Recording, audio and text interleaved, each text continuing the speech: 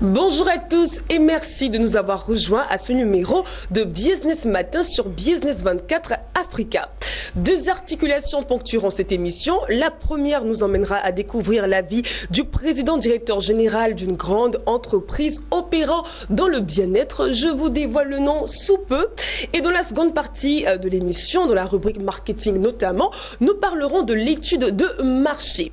Et bien comme annoncé en première partie d'émission, nous allons faire connaissance avec un grand nom, sinon le PDG, un grand PDG d'une grande multinationale.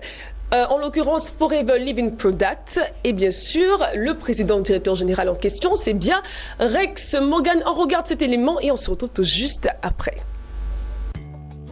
Né le 20 novembre 1936 à Logan, aux États-Unis, Rex Morgan a grandi dans un ranch à Soda Springs. Morgan a commencé à investir dans la terre alors qu'il travaillait encore comme comptable au début des années 1960. Plus tard, il rejoint le Dale E. Webb Construction Company et y passe 13 années pour enfin atteindre le poste de vice-président. Morgan a également ajouté du capital à ses propres investissements immobiliers. C'est en 1978 qu'il fonde Forever Living Products. La société initialement fait des leçons de l'usine d'aloe vera. La gamme de produits se développe et se diversifie, englobant maintenant un large éventail d'autres produits qui sont vendus par le biais d'un système de commercialisation à plusieurs niveaux. Puisque l'aloe vera est toujours un ingrédient clé dans beaucoup de produits Forever Living, Morgan continue dans la culture d'aloès et sa transformation. En 2002, Rex Morgan est désigné dans le Forbes 400 comme le 368e homme le plus riche au monde avec une fortune nette de 600 millions de dollars. Il soutient financièrement diverses campagnes politiques, y compris les candidatures de Mitt Romney en 2008 et 2012 pour la présidence américaine. La multinationale Forever Living Products est aujourd'hui implantée dans plus de 170 pays au monde et fait un chiffre d'affaires de plus de 2 milliards de dollars. Marié à Ruth Morgan, Rex et son épouse sont tous deux de grands altruistes qui, au cours des voyages offerts aux partenaires Forever, préparent avec l'équipe des milliers de repas qu'ils distribuent aux nécessiteux. Après avoir fait connaissance avec Rex Morgan, nous entrons de plein pied dans la seconde rubrique de cette émission, en l'occurrence la rubrique marketing. Et aujourd'hui, comme je l'ai annoncé, nous parlons de l'étude de marché. Et pour ce faire, nous avons sur ce plateau notre consultant en marketing qui est par ailleurs chef d'entreprise. J'ai nommé Aziz Karim. Bonjour Aziz. Bonjour Colette. Comment allez-vous? Ça va très bien et vous? Je vais très bien, merci. Merci. Et bien, comme je l'ai dit, avec vous, nous parlons de l'étude de marché. Bien sûr, nous aimerions savoir ce que c'est qu'une étude de marché. D'accord, merci et bonjour à tous les opérateurs économiques qui nous regardent aujourd'hui, qui nous suivent ce matin. Alors l'étude de marché est une démarche très importante en marketing et il y a plusieurs définitions, mais la définition conventionnelle peut se définir comme la préparation, le recueil, l'analyse, l'exploitation de données et d'informations liées à une situation marketing. D'accord. Alors, pourquoi doit-on avoir recours à une étude de marché? Alors, l'étude de marché est très importante, comme je l'ai dit, dans la vie de l'entreprise, dans la démarche même de l'opérateur économique, parce que l'étude de marché permet à répondre à ce qu'on appelle une problématique marketing, à un problème. Ça peut être un lancement d'un produit, ça peut être un lancement d'une nouvelle gamme de produits, ça peut être une étude de satisfaction, ça peut être une étude de l'environnement. Il y a plusieurs questions que l'entreprise et l'opérateur économique se posent et c'est à ce niveau-là que l'étude de marché intervient. D'accord. Alors nous allons parler en des termes plus pratiques. Comment faire une étude de marché? Alors pour faire une étude de marché, c'est très simple. C'est un recueil d'informations, mais ce sont des informations ciblées. C'est-à-dire que si on veut avoir une information sur la clientèle, il faut rester dans le canevas sur la clientèle. Il ne faut pas se disperser pour ne pas recueillir des informations inutiles pour l'entreprise. Alors, il y a 6 principales étapes pour réaliser une étude de marché. Très bien, ce serait bien que tout le monde puisse noter. Hein. Donc, chacun prend son stylo. Voilà. D'accord, la première? La première étape, c'est la définition du problème. D'accord. Cette étude de marché va résoudre quel type d'information? Qu'est-ce que nous voulons avoir comme information à travers cette étude de marché? Et cet élément est fondamental parce que si le problème n'est pas bien défini, à ce moment, ce qui va découler risque de perturber un peu la vision. Très bien. La deuxième étape, donc, c'est le plan de l'étude. C'est-à-dire comment est-ce que nous allons mener cette étude. La troisième étape, c'est le recueil d'informations. Comment est-ce que nous allons recueillir les informations. Et c'est à ce niveau-là que vous entendez souvent parler de questionnaires, questions ouvertes, questions fermées, ainsi de suite. C'est toute une stratégie qu'on élabore pour pouvoir recueillir les informations fiables. Absolument. Ensuite, la quatrième étape, c'est l'analyse des données. Une fois qu'on a fini notre étude, il faut pouvoir donc analyser les données qui arrivent. Nous sommes allés faire une enquête, une étude, on a eu certaines informations, donc il faut pouvoir maintenant décrypter ce message pour le transformer en message marketing. D'accord. L'avant-dernière, donc la cinquième étape, donc c'est la présentation des résultats. Il faut présenter les résultats à l'entreprise. Si c'est la direction marketing qui l'a mené, il faut peut-être l'élargir à la direction financière. Si c'est un problème de prix, si c'est un problème d'approvisionnement, ainsi de suite, il faut l'élargir. Il ne faut pas garder le résultat de l'étude en secret et ne pas partager au reste de l'entreprise. Et la dernière étape qui est importante, c'est la prise de décision. Nous avons fait une étude de marché, nous avons eu les informations. Qu'est-ce que nous faisons? Qu'est-ce que nous faisons? Qu'est-ce que nous faisons de ce travail? Nous n'avons pas fait ce travail pour le plaisir de le faire. Donc, il faut maintenant faire la mise en œuvre de ce travail. Et je voulais ajouter... Je vous en prie. Une dernière, on peut dire une septième étape. Il faut limiter l'étude dans le temps.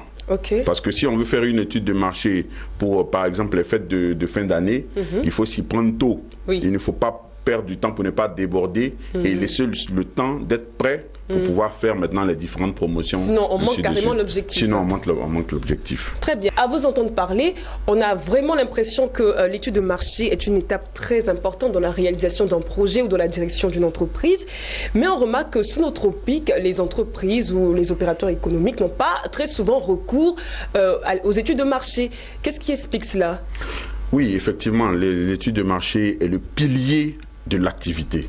Aucune activité, aucune entreprise ne doit et ne peut normalement se lancer sur le marché sans au préalable avoir réalisé une étude de marché. C'est l'élément fondamental.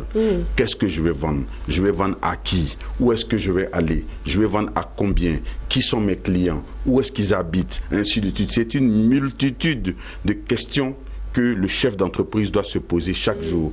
Je l'ai dit peut-être sur ce plateau, je crois, que le marketeur, c'est quelqu'un qui se pose énormément de questions. Le marketing est fait de questions. Et pour revenir à votre interpellation, c'est dommage, effectivement, que c'est un problème mental, c'est un problème psychologique. Nos entreprises, nos marchés sont dominés par des entreprises du secteur informel. Et ce secteur informel n'est pas souvent dirigé par des personnes qui ont le réflexe marketing. Ils trouvent que c'est superflu. Si Mamadou a fait son entreprise, que ça marche, pourquoi moi, Yao, je ne la ferai pas, ainsi de suite. C'est comme ça qu'on fonctionne. Et ça marche, mais ça pourrait marcher encore plus. Ça aurait pu marcher encore mieux.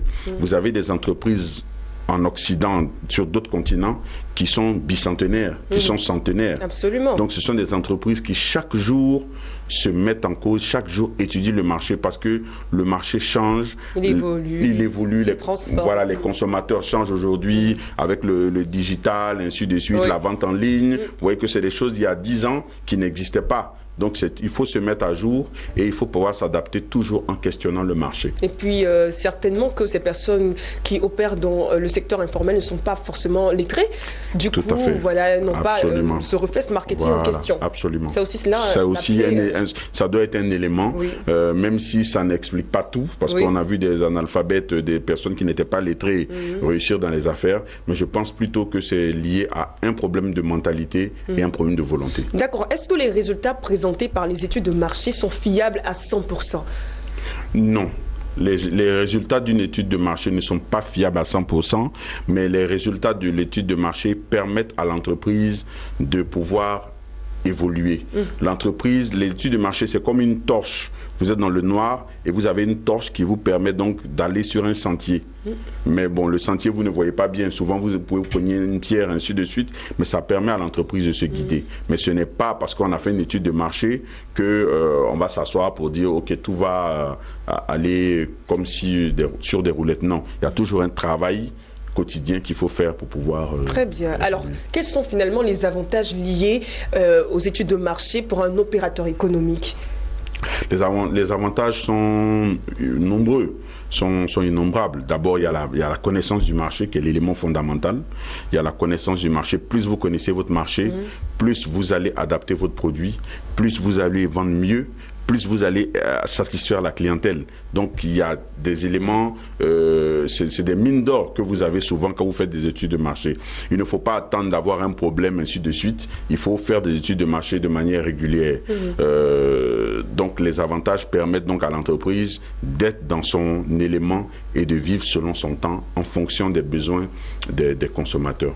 Et je voulais ajouter qu'un petit détail en affaires peut être catastrophique. Absolument. Il suffit qu'on ait négligé un certain élément et cela peut avoir des répercussions assez grandes.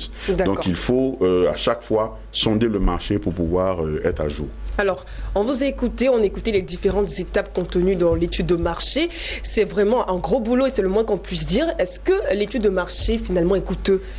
Et est-ce que justement, si cela est coûteux, cela ne serait pas la cause principale du refus pour les opérateurs économiques de la mener?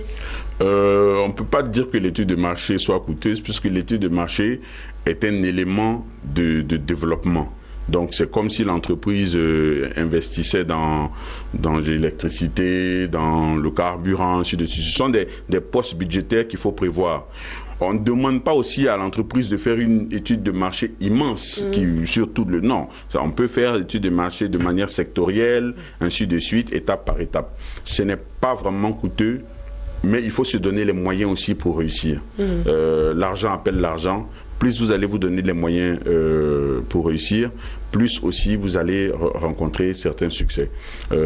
Ça dépend, ça peut être coûteux, et ça peut ne pas l'être. Ça dépend de la taille de l'entreprise, ça dépend de la mission et du travail qu'on recherche sur l'étude de marché. D'accord. Dans le secteur informel, par exemple, où on a affaire à de petits commerces, est-ce que, j'ai envie de dire, l'étude de marché est nécessaire?